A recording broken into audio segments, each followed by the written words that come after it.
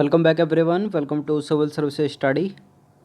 Test number 440 लगाते हैं UPSC civil services prelims के लिए। चलिए स्टार्ट करते हैं। फोकस करेंगे इंडियन पॉलिटी के प्रश्नों पर, भारतीय राज्य व्यवस्था। तो क्वेश्चन नंबर 1 पर आ जाइए। निम्नलिखित कथनों पर विचार करना है। डॉक्टर एस राधाकृष्णन, पीबी गिरी, के आर नारायण। अब बताइए उपरोक्त में से कौन से उपराष्ट्रपति का पद संभालने से पहले राजदूत अथवा उच्चायुक्त पद पर रहे हैं, बताइए। इस टेस्ट में हम फोकस करने वाले हैं राष्ट्रपति, उपराष्ट्रपति और प्रधानमंत्री से संबंधित प्रश्नों पर। सीरीज चलेगी इसकी भी, जैसे राष्ट्रपति की चली थी। Part 1, part 2, part 3। तो बताइए इसका आंसर क्या है। एस डॉक्टर राधाकृष्णन, बी गिरी और के आर नारायण उपरोक्त में से उपराष्ट्रपति का पद संभालने से पहले राजदूत एवं उच्चायुक्त रहे हैं। तीनों के तीनों। सी है इसका आंसर 1, 2, 3। तो देखिए, उपराष्ट्रपति बनने से पहले निम्नलिखित व्यक्ति भारत के राजदूत या उच्चायुक्त पद पर कार्यरत थे।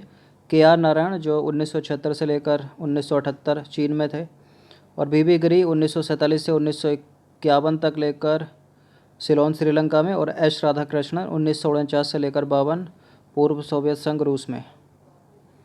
क्वेश्चन नंबर 2 पर आ जाइए। निम्नलिखित कथनों पर विचार करना है। नीलम संजीव रेड्डी, शंकर दयाल शर्मा, मोहम्मद हिदायतुल्ला और फखरुद्दीन अली अहमद।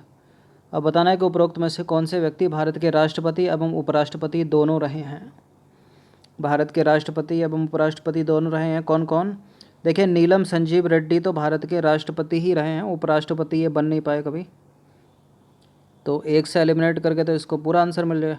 शंकर दयाल शर्मा उपराष्ट्रपति राष्ट्रपति दोनों रहे हैं, और मोहम्मद हिदायतुल्ला भी उपराष्ट्रपति राष्ट्रपति दोनों रहे हैं, और फखरुद्दीन अली अहमद केवल राष्ट्रपति रहे। तो इसका आंसर हो जाएगा केवल 2 और 3। तो उपरोक्त में से मोहम्मद हिदायतुल्ला 1989 से लेकर 1979 से लेकर 1984, और शंकर दयाल शर्मा 1987 से 1992 तक भारत के उपराष्ट्रपति भी रहे।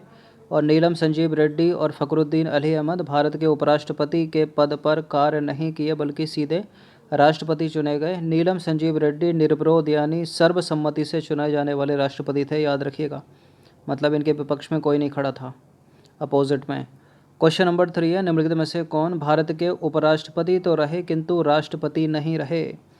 Krishnakant, V D Jatti, G S Pathak, V S Shekhawat. देखिए, चारों के चारों, कृष्णकांत भी, वी डी जत्ती भी, जी एस पाठक भी, वी एस शेखावत भी, ये चारों के चारों भारत के उपराष्ट्रपति रहे, लेकिन राष्ट्रपति नहीं रहे। डी एस का आंसर उपरोक्त सभी। तो उपरोक्त सभी व्यक्ति उपराष्ट्रपति तो रहे, परंतु भारत के राष्ट्रपति के रूप में इन्होंने कार्य नहीं किया। इस प्रश्न का उत्तर दीजिए। तो निम्नलिखित युग्मों में से कौन सा बताना आपको सुमेलित है। ज्ञानी जैल सिंह राष्ट्रपति उपराष्ट्रपति रहे क्या? डॉक्टर एपीजे अब्दुल कलाम राष्ट्रपति उपराष्ट्रपति रहे। जाकिर हुसैन राष्ट्रपति उपराष्ट्रपति। श्रीमती प्रतिभा पाटिल राष्ट्रपति और उपराष्ट्रपति। देखिए, श्रीमती प्रतिभा देवी सिंह पाटिल केवल राष्ट्रपति थी, उपराष्ट्रपति कभी नहीं बनी है। डॉक्टर एपीजे अब्दुल कलाम भी राष्ट्रपति थे, उपराष्ट्रपति नहीं बने कभी। ज्ञानी जैल सिंह भी राष्ट्रपति थे, उपराष्ट्रपति नहीं बने कभी। जाकिर हुसैन राष्ट्रपति भी थे और उपराष्ट्रपति भी थे। तो यहाँ पर जो करेक्ट हो जाएगा सी सुमेलित है, मतलब तीसरा सुमेलित है। इसका आंसर हो जाएगा ऑप्शन नंबर बी। तो Giani Zail Singh, doctor APJ Abdul Kalam, doctor Rajendra Prasad Bharat के पहले राष्ट्रपति, श्रीमती प्रतिभा देवी सिंह पाटिल और प्रणब मुखर्जी कभी भी भारत के उपराष्ट्रपति नहीं रहे, ये सीधे राष्ट्रपति बने थे। डॉक्टर जाकिर हुसैन भारत के राष्ट्रपति और उपराष्ट्रपति दोनों पद पर थे। क्वेश्चन नंबर 5 है। निम्नलिखित कथनों पर विचार करना है। K R Narayanan, doctor Radhakrishnan, R Venkataraman और मोहम्मद हामिद अंसारी। अब बताना है कि उपरोक्त में से कौन उपराष्ट्रपति के लिए 2 बार निर्वाचित हुए थे। इनमें से कौन कौन है जो उपराष्ट्रपति के लिए 2 बार निर्वाचित हुए। डॉक्टर राधाकृष्णन और मोहम्मद हामिद अंसारी। 2 और 4 बी हो जाएगा इसका आंसर। तो देखिए, डॉक्टर राधाकृष्णन और मोहम्मद हामिद अंसारी 2 बार भारत के उपराष्ट्रपति के लिए निर्वाचित हुए। डॉक्टर राधाकृष्णन एक बार 1992 में और दूसरी बार 1957 में। मोहम्मद हामिद अंसारी 2007 में और 2012 में। आर वेंकटरमण और के आर नारायण एक एक बार जो है उपराष्ट्रपति के लिए निर्वाचित हुए थे। आर वेंकटरमण और के आर नारायण जो है एक एक बार, और राधाकृष्णन और हामिद अंसारी 2-2 बार। क्वेश्चन नंबर 6 पर आ जाइए। निम्नलिखित में से कौन से राष्ट्रपति या उपराष्ट्रपति निर्विरोध चुने गए हैं? इनमें से कौन से व्यक्ति ऐसे हैं जो राष्ट्रपति के पद पर हों या फिर उपराष्ट्रपति के पद पर हों, वो निर्विरोध चुने गए, उनके विपक्ष में या फिर उनके अपोजिट में कोई नहीं था? शंकर दयाल शर्मा निर्विरोध चुने गए उपराष्ट्रपति के तौर पर। डॉक्टर एस राधाकृष्णन उपराष्ट्रपति के तौर पर निर्विरोध। हिदायतुल्लाह उपराष्ट्रपति के तौर पर निर्विरोध। डॉक्टर नीलम संजीव रेड्डी राष्ट्रपति के तौर पर निर्विरोध, मतलब सर्वसम्मति से। डॉक्टर APJ अब्दुल कलाम नहीं, क्योंकि इनके अपोजिट में थी लक्ष्मी सहगल। तो 5 को एलिमिनेट करो, इसका आंसर हो जाएगा 1 2 3 4 C। तो देखिए कथन 5 सही नहीं, क्योंकि राष्ट्रपति चुनाव में डॉक्टर APJ अब्दुल कलाम की मुख्य प्रतिद्वंदी थी लक्ष्मी सहगल।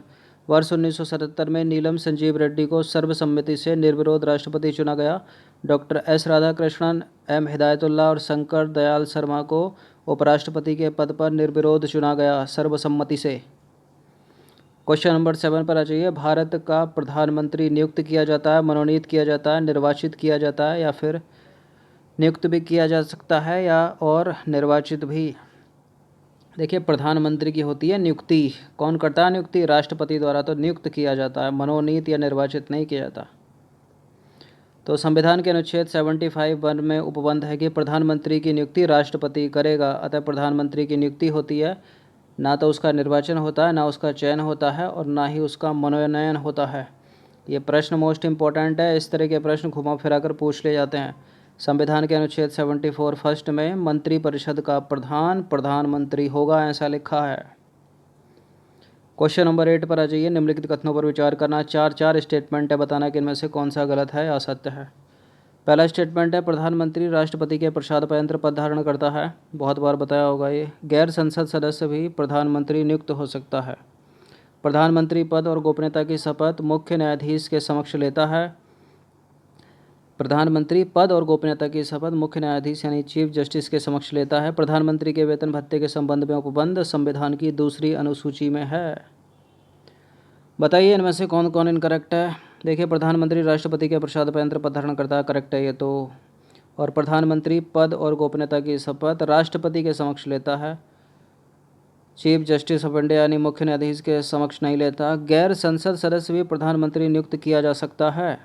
प्रधानमंत्री के वेतन भत्ते के संबंध में उपबंध संविधान की बिल्कुल 2री अनुसूची में है और शपथ प्रतिज्ञान 3री अनुसूची में है। तो यहाँ गलत कौन सा हो गया? केवल तीसरा ही गलत है ना, तो बी हो जाएगा इसका आंसर। तो राष्ट्रपति प्रधानमंत्री को पद और गोपनीयता की शपथ दिलाता है, जो कि संविधान की 3री अनुसूची में उपबंध है। और प्रधानमंत्री वैसे ही शपथ लेते हैं जैसे कोई अन्य मंत्री। अब देखिए प्रधानमंत्री के वेतन भत्ते संसद द्वारा समय समय पर निर्धारित होते हैं, जिसका संबंध भारतीय संविधान की 2री अनुसूची में है। प्रधानमंत्री का कार्यकाल निश्चित नहीं है और वह राष्ट्रपति के प्रसाद पद पर बना रहता है, किंतु प्रधानमंत्री को जब तक लोकसभा में बहुमत हासिल है राष्ट्रपति उसे बर्खास्त नहीं कर सकते। वर्ष 1997 में सर्वोच्च न्यायालय ने निर्णय दिया कि एक व्यक्ति जो संसद के किसी भी सदन का सदस्य नहीं है 6 माह के लिए प्रधानमंत्री नियुक्त हो सकता है। इस अवधि में उसे संसद के किसी भी सदन का सदस्य बनना पड़ेगा। किसी भी सदन मतलब 2 ही तो सदन होते हैं, लोकसभा या राज्यसभा। अन्यथा 6 माह पश्चात प्रधानमंत्री नहीं रहेगा वो। क्वेश्चन नंबर 9 है। निम्नलिखित भारत के प्रधानमंत्री के संबंध में विचार करना। पहला नाम है इंदिरा गांधी, दूसरा नाम है HD देवेगौड़ा, तीसरा नाम है डॉक्टर मनमोहन सिंह। उपरोक्त में से कौन से प्रधानमंत्री राज्यसभा के सदस्य कभी नहीं रहे? देखिए मनमोहन सिंह तो राज्यसभा के सदस्य थे, HD देवेगौड़ा भी थे। इंदिरा गांधी तो पहली प्रधानमंत्री बनी थी जो राज्यसभा की सदस्य थी। तो सारे के सारे तो थे, इसका आंसर हो जाएगा ऑप्शन नंबर डी, उपरोक्त में से कोई नहीं, क्योंकि ये सारे के सारे थे। तो निम्नलिखित प्रधानमंत्री राज्यसभा के सदस्य थे इंदिरा गांधी 1966, HD देवेगौड़ा 1996, डॉक्टर मनमोहन सिंह 2004 में और 2009 में। आमतौर पर प्रधानमंत्री देखिए लोकसभा का सदस्य होता है, किंतु राज्यसभा के सदस्य को प्रधानमंत्री बनने पर कोई रोक नहीं है। जब इंदिरा गांधी प्रथम प्रधानमंत्री बनी थी तो वह राज्यसभा की सदस्य थी। क्वेश्चन नंबर 10 पर आ जाइए। निम्नलिखित कथनों पर विचार करना। पहला स्टेटमेंट है राष्ट्रपति भारत सरकार का कार्य अधिक सुविधापूर्वक किए जाने के लिए और मंत्रियों में उक्त कार्य के आवंटन के लिए नियम बनाएगा और भारत सरकार की कार्यपालिका संबंधी समस्त कार्यवाही प्रधानमंत्री के नाम से चलेंगी। UPSC सिविल सेवा में पूछा हुआ प्रश्न है ये 2-3 बार। देखिए पहला करेक्ट है, दूसरा गलत है, क्योंकि भारत सरकार की कार्यपालिका संबंधी समस्त कार्यवाहियाँ जो हैं वो राष्ट्रपति के नाम से चलेंगी। राष्ट्रपति के नाम से चलेंगी सभी कार्यपालिका शक्ति। कार्यपालक शक्ति का प्रधान कौन? राष्ट्रपति। तो गलत है दूसरा वाला स्टेटमेंट, केवल पहला वाला करेक्ट है। इसका आंसर हो जाएगा 1 ओनली, ऑप्शन नंबर ए। तो कथन 2 सही नहीं है। संविधान के अनुच्छेद 77(1) में उपबंध है कि भारत सरकार की कार्यपालिका संबंधी समस्त कार्यवाही राष्ट्रपति के नाम से चलेंगी, न कि प्रधानमंत्री के नाम से। और संविधान के अनुच्छेद 77(3) में उपबंध है कि राष्ट्रपति भारत सरकार का कार्य सुविधापूर्वक किए जाने के लिए और मंत्रियों में उक्त कार्य के आवंटन के लिए नियम बनाएगा।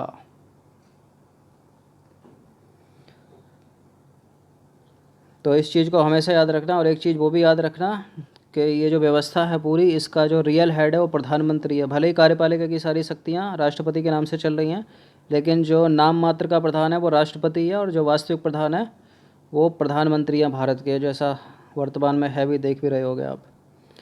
तो ये थे 10 प्रश्न इंपॉर्टेंट, ये इसका पार्ट 1 था। देखते हैं कितने पार्ट में ख़त्म होते हैं इससे संबंधित प्रश्न। अच्छे से इसका रिवीजन कर लीजिएगा 1 से 2 बार। एक लाइक करना अगर टेस्ट पसंद आता है तो। धन्यवाद।